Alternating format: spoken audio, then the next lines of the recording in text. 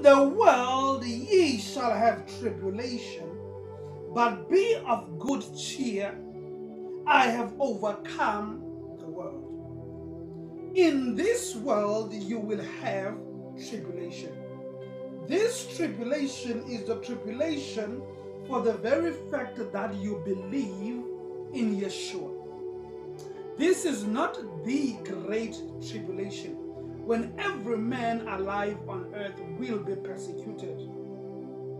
So this time is only in certain people's lives. This is what people could not understand in my life in 2019. There was a man who came to me and said, if he was a faithful Christian, why is this only happening to him? And I have one question for that person.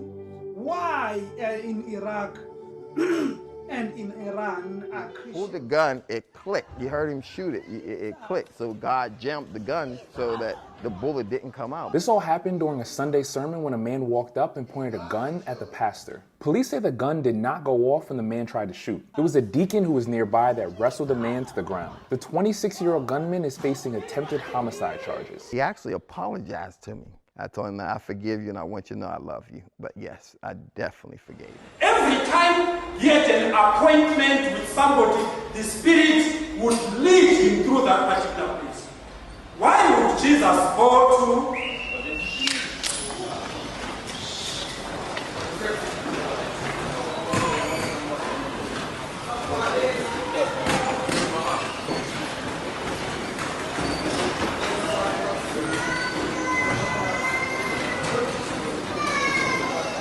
Bishop was robbed at gunpoint in the middle of his Sunday sermon today, and it was all caught on camera. The service was being live streamed this morning when he says 3 to 4 men walked in with guns. He spoke at length with CBS 2's Lisa Rosner about why he believes he was targeted and his message for the suspects.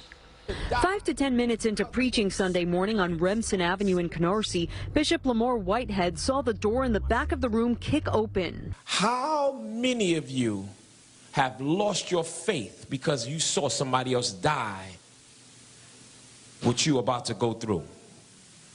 Yo, all right. I seen 3 to 4 men come in. I said, all right. It's pretty much stating that I'm not going to do anything, right? Because I know y'all coming for me. Y'all coming straight to me. I don't want my parishioners hurt, right? I got women and children there. As I got down, one went to my wife and took all her jewelry and had the gun in front of my 8-month-old baby's face. Took off my bishop's ring, my wedding band, and took off my bishop's chain, and then I had chains underneath my robe. He started tapping my neck to see if anything else. So that means they knew. They watched and they knew that I have other jewelry. The church's live stream shows the gun being held on the pastor. They had the guns on my deacons that was at the door. Whitehead says what you don't see on camera are around 100 congregants who were in the room. Men, women, and children dropped to the floor in silence. My church is traumatized. The women and children are still crying. Still crying. Babies are still crying.